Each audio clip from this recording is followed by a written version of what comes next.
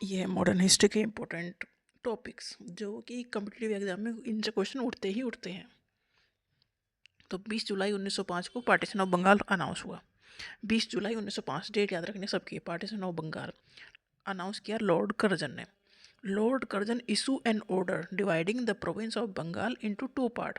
Partition of Bengal किया गया 20 जुलाई 1905 को। लॉर्ड कर्जन दो पार्ट में बंगाल को डिवाइड किया, eastern Bengal, Assam and rest of the Bengal. ठीक है, 20 जुलाई 1905। 7 अगस्त 1905 को टाउन हॉल कोलकाता में एंटी पार्टीशन एजिटेशन शुरू हो गई। मतलब हम बंगाल का पार्टीशन नहीं होने देंगे, इंडियन फ्रीडम फाइटर्स ने ये शुरू कर दिया। 7 अगस्त 1905 को एंटी पार्टीशन एजिटेशन शुरू हो गई। 16 अक्टूबर 1905 वो दिन रखा गया कि इस दिन से पार्टीशन मान्य होगा। The day fixed for the coming into the force of partition. 16 अक्टूबर 1905 डेट हर एक याद रखनी है। 20 जुलाई 1905 है पार्टीशन ऑफ बंगाल अनाउंस किया गया। 7 अगस्त को एंटी पार्टीशन एजिटेशन शुरू हुई। 16 अक्टूबर 1905 वो दिन रखा गया जिस दिन से पार्टीशन मान्य होगा। इस दिन को डे ऑफ नेशनल मॉर्निंग मनाएगा थ्रू आउट द बंगाल, कि बंगाल का पार्टीशन हम नहीं होने देंगे। रविंद्रनाथ टैगोर इन्होंने सबने बहुत विरोध किया इस चीज़ का। 1911 में दिल्ली दरबार लगा। इंपॉर्टेंट इवेंट ही देख रहे हैं जो काफ़ी अच्छे क्वेश्चन है। 1911 में जो दिल्ली दरबार लगा वो लॉर्ड हार्डिंग ने ऑर्गेनाइज किया था, इनवाइट किया था जॉर्ज फिफ्थ एंड उनके क्वीन को। ये ब्रिटिश वाले थे, राजा रानी थे। तो 1911 में दिल्ली दरबार लगा। बुलाया किसे? जॉर्ज फिफ्थ और उनकी क्वीन को किसने बुलाया? लॉर्ड हार्डिंग ने। इसमें मेन ये हुआ था कि जो बंगाल का पार्टीशन किया गया था उसे कैंसिल किया गया। Announce the cancellation of Bengal partition. Bengal को एक प्रोविंस बना दिया गया, बिहार और उड़ीसा को भी प्रोविंस बना दिए गए। और इसमें जो कैपिटल थी, कैपिटल ऑफ इंडिया कैलकाटा थी पहले, वहाँ से ट्रांसफ़र करके दिल्ली कर दिया गया। कैपिटल ऑफ इंडिया को जो कैलकाटा थी तब उसे दिल्ली ट्रांसफ़र कर दिया गया। तो दिल्ली दरबार लगा 1911 में। इसमें जो बंगाल का पार्टीशन है उसे कैंसिल किया गया। 1909 में आया मोर्लेमेंटो रिफॉर्म। मोर्लेमेंटो रिफॉर्म में याद रखना सेपरेट इलेक्टोरेट दिए गए। किसे? मुस्लिम्स को और जो डिप्रेस्ड क्लास है उन्हें। तो सेपरेट इलेक्टोरेट, इसमें मुस्लिम्स को ज़्यादा वो होगा कि तुम अपना इलेक्शन अलग से ही लड़ोगे। तो मतलब उनको इंश्योर कर दिया कि तुम्हारा भी रोल रहेगा इंपॉर्टेंट। 1909 में मोर्लेमेंटो रिफॉर्म है, याद रखना है। और इसमें इंट्रोड्यूस किए गए separate electorate under which all Muslim were grouped in A separate constituency from which Muslim alone could be elected. Separate electorate for Muslims, मतलब कुछ कॉन्स्टिट्यूएंसी से सिर्फ मुस्लिम ही चुनाव लड़ेंगे और हर एक पार्टी अपना जो कैंडिडेट खड़ा करेगी वो मुस्लिम होगा। तो फाइनली वहाँ से मुस्लिम ही जीत के आएगा। तो 1909 मोर्लेमेंटरी reform, separate electorate for Muslims. 1919 में आया मोन्टाग्यू चैम्सफोर्ड रिफॉर्म। इसमें डायआर्की इंट्रोड्यूस किया गया। काफ़ी अच्छा क्वेश्चन है तो काफ़ी रिपीटेड पूछे जाते हैं। 1909 में parliamentary reform, separate electorate for Muslims. 1919 में मोन्टाग्यू चैम्सफोर्ड रिफॉर्म। इसमें डायआर्की इंट्रोड्यूस किया गया। डायआर्की मतलब सब्जेक्ट का डिवीजन। कुछ सब्जेक्ट रिजर्व रखे गए जैसे कि लॉ, ऑर्डर, फाइनेंस, पुलिस, ये सब कंट्रोल करेगा गवर्नर। कुछ सब्जेक्ट दे दिए गए जो लोकल इंडियन मिनिस्टर्स थे उन्हें, जैसे कि एजुकेशन है, हेल्थ है, एग्रीकल्चर है, लोकल गवर्नमेंट है, ये सब। तो मतलब डाईआर मतलब सब्जेक्ट का डिवीजन किया गया। 1909 में मोर्लेमेंटी reform, separate electorate for Muslims. 1919 में मोन्टाग्यू चैम्सफोर्ड रिफॉर्म। इसमें डाईआर इंट्रोड्यूस किया गया। इसमें डाईआर मतलब सब्जेक्ट का डिवीजन किया गया कि कौन किस पे डिसीजन लेगा। 18 मार्च 1919 को राउलेट एक्ट लगाया गया। राउलेट एक्ट का मतलब ये था कि हम किसी को भी जेल में डाल सकते थे। ब्रिटिश गवर्नमेंट का ये था कि हम किसी को भी 2 साल के लिए जेल में डाल सकते हैं बिना किसी ट्रायल के। तो ये राउलेट एक्ट था 1919, क्योंकि जब आज़ादी की लड़ाई चरम पर चल रही थी भाई, तो अंग्रेज चाह रहे थे किसी न किसी तरह दबाया जाए। तो राउलेट एक्ट आया 18 मार्च 1919 को। इसे ऑथराइज करता था गवर्नमेंट को to arrest any person without a warrant. बिना किसी वारंट के अरेस्ट कर सकते थे और 2 साल के लिए डिटेन कर सकते थे विदाउट ट्रायल। इसी उसमें 10 अप्रैल को उन्होंने अरेस्ट कर लिया सैफुद्दीन किचलू और सत्यपाल को। ये काफ़ी इंपॉर्टेंट है क्योंकि फिर इन्हें लेके ही जलियांवाला बाग की ट्रेजेडी हुई। 12 अप्रैल को उन्होंने एक प्रोक्लेमेशन इशू किया जनरल डायर ने कि कोई भी मीटिंग और गैदरिंग नहीं होगी, क्योंकि उन्हें पता लगा कि अगले दिन 13 अप्रैल को सब लोग मिलने वाले हैं जलियांवाला बाग में। तो उन्होंने शाम को 12 अप्रैल, एक दिन पहले, ये इशू किया कि कोई भी ऐसी मीटिंग और गैदरिंग इलीगल है। तो लोगों को पता चला ही नहीं। तो 13 अप्रैल को मीटिंग हुई जलियांवाला बाग में। तो वहाँ पर जनरल डायर ने गोलियां बरसा दी और वहाँ एक मैस्कर हो गया, मतलब बहुत सारे लोग मर गए।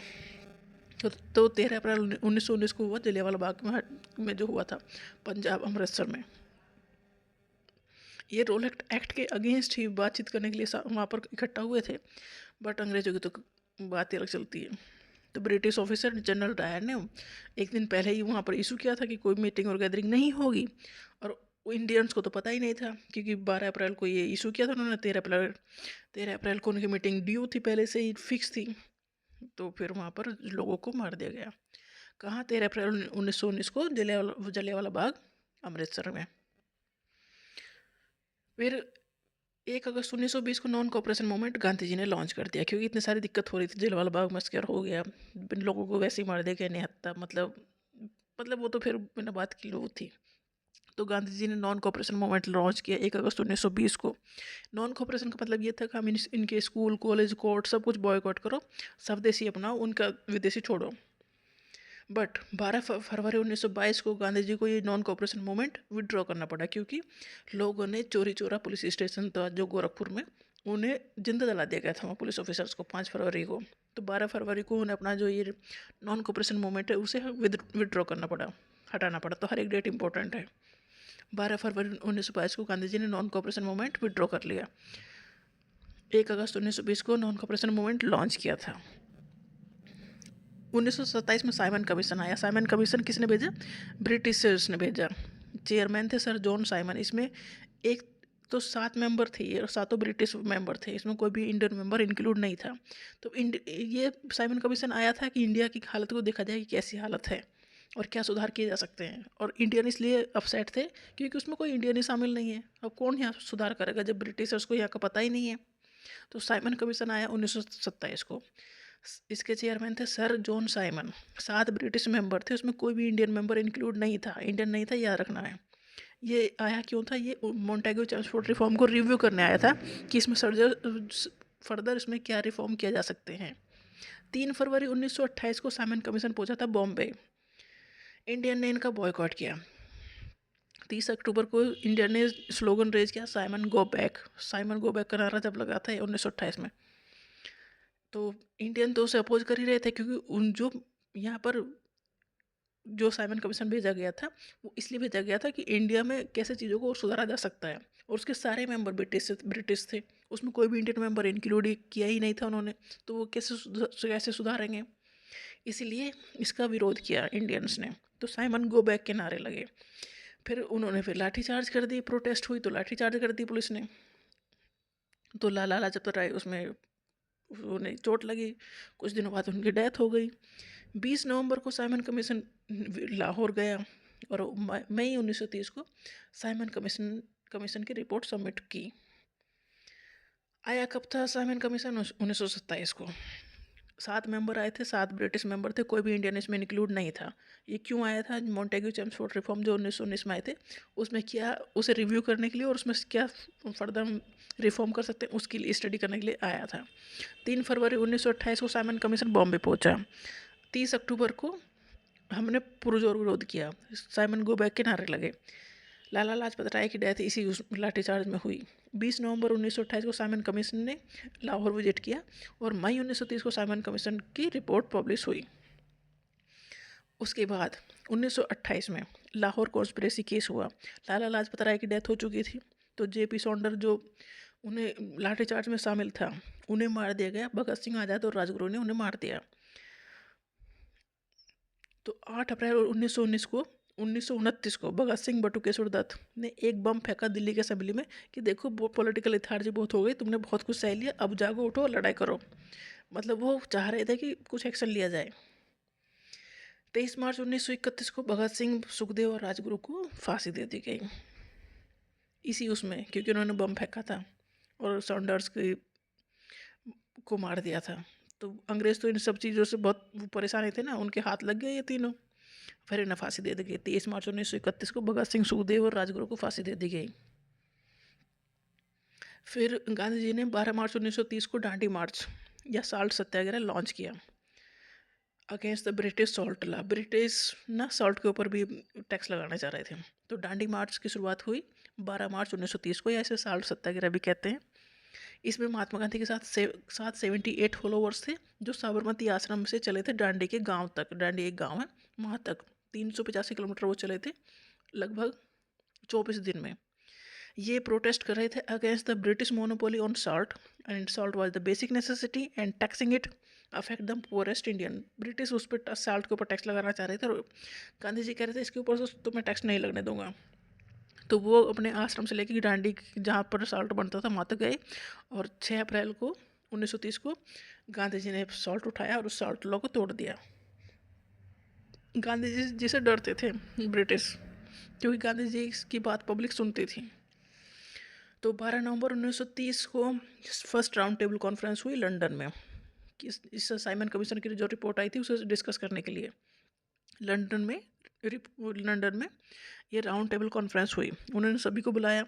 इंटरनेशनल कांग्रेस नहीं गई थी, वो और सब गए थे, बट इंडियन नेशनल कांग्रेस से किसी ने पार्टिसिपेट नहीं किया था। डॉक्टर भीमराव अम्बेडकर गए थे। तीन राउंड टेबल कॉन्फ्रेंस हुई हैं और तीनों में डॉक्टर भीमराव अम्बेडकर गए हैं। उन्होंने रिप्रेजेंट किया है डिप्रेस्ड क्लास को, वहाँ पर रिप्रेजेंट किया है। ये क्वेश्चन पूछा गया है तीनों में शामिल होने वाले कौन थे। वो थे तीनों राउंड टेबल कॉन्फ्रेंस में शामिल होने वाले थे डॉक्टर भीमराव अम्बेडकर। तो फर्स्ट राउंड टेबल कॉन्फ्रेंस हुई 1930 को, 12 नवंबर 1930 से लेकर जनवरी 1931 तक चली। लंदन में ये हुई। साइमन कमीशन की रिपोर्ट को डिस्कस करने के लिए हुई थी। इंपॉर्टेंट पॉइंट ये है कि इंडियन नेशनल कांग्रेस ने इसमें पार्टिसिपेट नहीं किया था, वो मेजर पार्टी थी जब इंडिया में। इसे अगर ऐसा तो फिर कोई काम चलेगा नहीं। ब्रिटिशर्स को समझ में आ गया अगर गांधी जी ही पार्टिसिपेट नहीं करेंगे तो किसी भी चीज़ को कोई मतलब है नहीं। तो उन्हें पार्टिसिपेट करवाने के लिए गांधी इरविन पैक्ट हुआ 5 मार्च 1931 को, या इसे दिल्ली पैक्ट भी कहते हैं। ये महात्मा गांधी और लॉर्ड इरविन के बीच हुआ। तो इन्होंने महात्मा गांधी को इन्होंने समझाया कि तुम second round table conference attend करो, क्योंकि बिना गांधी के अगर कोई भी वो काम कर रहे थे ब्रिटिशर्स तो कुछ ज़्यादा इम्पैक्ट पड़ नहीं रहा था ना। गांधी जी को शामिल करना मतलब इंडिया को शामिल करने वाली बात थी। तो फर्स्ट राउंड टेबल कॉन्फ्रेंस तो कोई गया नहीं। तो उसके बाद गांधी इरविन पैक्ट हुआ। उन्होंने महात्मा गांधी को तैयार किया कि आओ सेकंड राउंड टेबल कॉन्फ्रेंस में आओ। तो एक्चुअली फिर सेकंड राउंड टेबल कॉन्फ्रेंस में महात्मा गांधी गए थे, जो कि हुई थी सितंबर 1931 से दिसंबर 1931 तक। इसमें Mahatma Gandhi second round table conference में शामिल हुए थे। इसमें इस सेकंड राउंड टेबल कॉन्फ्रेंस में उन्होंने फिर दिक्कत कर दी। उन्होंने कम्युनल रिप्रेजेंटेशन दे दिया, कम्युनल अवार्ड, मतलब अब वो देश को बांटने में लग गए। गांधी जी ने फिर विरोध किया, गांधी जी की फिर वहाँ लड़ाई हो गई, कन्फ्लिक्ट हो गया गांधी अम्बेडकर और मुस्लिम लीग के बीच, क्योंकि ब्रिटिशर्स तो तोड़ फोड़ चाह ही रहे थे ना। तो सेकंड राउंड टेबल कॉन्फ्रेंस में जब महात्मा गांधी गए तो ब्रिटिशर्स ने अनाउंस कर दिया कम्युनल अवार्ड कि हम रिप्रेजेंटेशन देंगे इन सबको भी। महात्मा गांधी चाह रहे थे कि ये देश के कई हिस्से ना हों।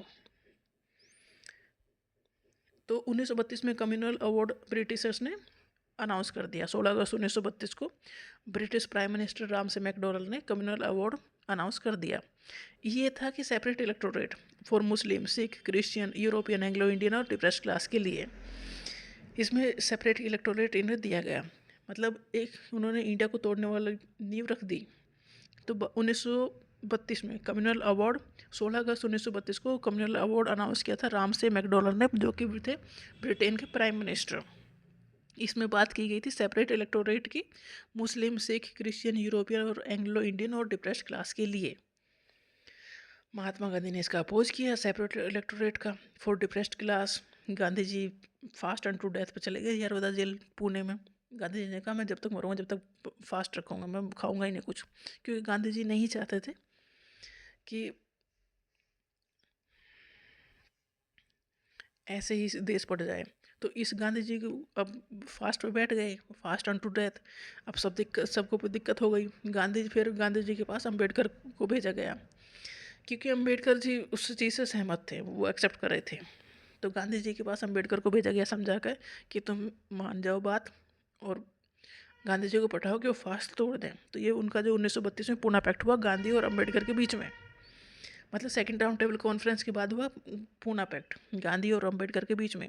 इसमें जो डिप्रेस्ड क्लास को सेपरेट इलेक्टोरेट दिया गया था उसे उसे चेंज किया गया, रिजर्व सीट देके रिप्लेस किया गया, रिजर्व सीट देके इन जॉइंट इलेक्टोरेट। तो रिजर्वेशन की नींव पड़ गई जब से फिर। तो इस तरह से फिर गांधी जी ने अपना फास्ट तोड़ा। जब अम्बेडकर की जी सहमत हो गए कि हाँ हम सेपरेट इलेक्टोरेट नहीं लेंगे, रिजर्व सीट ले लेंगे। तो पूना पैक्ट पहले फर्स्ट राउंड टेबल कॉन्फ्रेंस में गांधी जी नहीं गए थे, उन्हें पटाने के लिए गांधी इरविन पैक्ट हुआ। सेकंड राउंड टेबल कॉन्फ्रेंस में गांधी जी गए, वहाँ पर उन्होंने दिक्कत कर दी, वहाँ पर कम्युनल अवार्ड की बात कर दी। तो उसके बाद गांधी जी फिर नाराज़ होकर फास्ट एंड टू डेथ पे चले गए। तो सेकंड राउंड टेबल कॉन्फ्रेंस के बाद पूना पैक्ट गांधी और अम्बेडकर के बीच में हुआ। थर्ड राउंड टेबल कॉन्फ्रेंस में कोई भी नहीं गया था, आईएनसी मतलब गांधी जी ने उसमें पार्टिसिपेट नहीं किया था। इसमें सारे डिसीजन लिए गए थे कि गवर्नमेंट ऑफ इंडिया एक्ट बनाना पड़ेगा, इंडिया को छोड़ के जाना पड़ेगा। बस डॉक्टर भीमराव अम्बेडकर ऐसे थे जिन्होंने तीनों राउंड टेबल कॉन्फ्रेंस अटेंड की थी। 1940 में अगस्त ऑफर अनाउंस हुआ, announced by the Lord Linlithgow, viceroy of India. अगस्त ऑफर 1940, जब ब्रिटिश जो थे वर्ल्ड वॉर सेकेंड में लड़ रहे थे, तो ब्रिटिश चाह रहे थे कि इंडिया हमारा सपोर्ट करे वर्ल्ड वॉर में। तो ये अगस्त ऑफर 1940 को अनाउंस किया गया लॉर्ड लिंथिगो द्वारा, जो कि थे वाइसराय ऑफ इंडिया में। वाइसराय ऑफ इंडिया वो चाह रहे थे कि वर्ल्ड वॉर सेकेंड जो हो रहा है उसमें ब्रिटिश का सपोर्ट करे इंडियन। ये जो प्रपोजल था इसमें ये कहा गया कि Indian would be allowed to frame their own constitution. उसमें उन्होंने कहा कि तुम हमारा साथ दो सेकेंड वर्ल्ड वॉर में, और फिर तुम अपना कॉन्स्टिट्यूशन बनाने की हम तुम्हें आज़ादी देंगे। बट उन्होंने इस चीज़ को रिजेक्ट कर दिया कि हम तुम्हें पूरी आज़ादी दे देंगे। ब्रिटिशर्स ने कहा कि तुम अपना कॉन्स्टिट्यूशन बनाओगे, इतनी फ्रेमवर्क दोगे, इतनी आज़ादी देंगे। उन्होंने मतलब देश छोड़ जाने की कोई बात नहीं करी थी। तो इंडियन नेशनल कांग्रेस ने इस चीज़ को रिजेक्ट कर दिया कि नहीं, हमें अब आज़ादी चाहिए। मुस्लिम लीग ने भी इसे रिजेक्ट कर दिया, क्योंकि मुस्लिम लीग चाह रही थी कि हमें सेपरेट नेशन दिया जाए, तो उनकी कहानी अपनी अलग ही चल रही थी। तो अगस्त ऑफर भी ख़त्म हो गया। फिर आया पूना रेजोल्यूशन 1941 में। पूना रेजोल्यूशन में ये कांग्रेस ने डिमांड किया कंप्लीट इंडिपेंडेंस, मतलब हमें चाहिए पूर्ण स्वराज। 1941 आ गई थी तो पूर्ण स्वराज की बात हो गई थी। अब जो इंडियन फ्रीडम फाइटर थे वो कह रहे थे कि अब ब्रिटिशर्स को यहाँ रहने नहीं देंगे। तो 1941 में आया पूना रेजोल्यूशन, उसमें पूर्ण स्वराज की बात चली। declared that India would not support World War II unless power was transferred to Indian national government। इसमें ये कहा गया कि हम तुम्हारा वर्ल्ड वॉर सेकेंड में तभी साथ देंगे जब तुम कहोगे हमें पूरी आज़ादी दोगे। 1942 में क्रिप्स मिशन आया। इस Cripps mission March 1942 by the British government during world war second. तो ब्रिटिश गवर्नमेंट ने ही भेजा था, वर्ल्ड वॉर सेकेंड चल रहा था। इसमें प्रपोजल दिया गया था, क्रिप्स मिशन में प्रपोजल दिया गया था कि India would be given dominion status after world war second. उन्होंने कहा कि हम इंडिया को डोमिनियन स्टेटस देंगे, मतलब कि इंडिया को कुछ पावर देंगे, वर्ल्ड वॉर सेकेंड खत्म हो जाएगा तब तुम हमारा साथ दो वर्ल्ड वॉर में। इंटरनेशनल कांग्रेस ने रिजेक्ट कर दिया, हमें डोमिनियन स्टेटस नहीं चाहिए, हमें पूरा कंट्रोल चाहिए। मुस्लिम लीग ने भी रिजेक्ट कर दिया, कि मुस्लिम लीग मांग रही थी पाकिस्तान, तो उनकी तो कोई बात हो ही नहीं रही थी। इंडियन नेशनल कांग्रेस मांग रही थी कि हमें पूरा राज्य चाहिए, पूरी आज़ादी चाहिए। और ब्रिटिशर्स जो थे वो पूरी आज़ादी की बात पे तो हाँ करते ही नहीं थे, तो ये भी इसलिए कैंसिल हो गया, मतलब इसमें बात नहीं बनी। Cripps mission 1942। फिर क्विट इंडिया मूवमेंट लॉन्च कर दिया गांधी जी ने कि ये नहीं मानेंगे बात, ये इंडिया छोड़ने के लिए तैयार नहीं है। वर्ल्ड वॉर सेकेंड चल रहा था। 8 अगस्त 1942 को क्विट इंडिया मूवमेंट लॉन्च किया गांधी जी ने बॉम्बे में। महात्मा गांधी ने कहा डू और डाई, करो या मरो। इन्होंने डिमांड किया immediate British withdraw from the India. 1942 में जब क्विट इंडिया मूवमेंट लागू किया, लॉन्च किया गांधी जी ने, गांधी जी ने कहा डू या डाई, डू और डाई। तो उन्होंने कहा कि ब्रिटिशर्स अब इंडिया छोड़ दो। ब्रिटिशर्स का रेस्पॉन्स था कि अब वो यहाँ तो दिक्कत हो गई, तो ब्रिटिशर्स ने जो नेता थे बड़े बड़े उन सबको जेल में डाल दिया और पूरे कोशिश की कि इसे दबाया जा सके। अब उसके बाद आया कैबिनेट मिशन प्लान 1946। ये ब्रिटिश गवर्नमेंट ने सेंड किया था, भेजा था cabinet mission plan 1946 quit India movement के बाद। इसमें constitutional framework and transfer of power while avoiding the partition of India. Cabinet mission plan में तो कौन कौन थे याद रखना है, Lord Pethick Lawrence, Sir Stafford Cripps and A V Alexander, ये तीनों आए थे, ये याद रखने नाम। किस में आए थे कैबिनेट मिशन प्लान 1946 में आए थे तीन, Lord Pethick Lawrence, Sir Stafford Cripps and A V Alexander.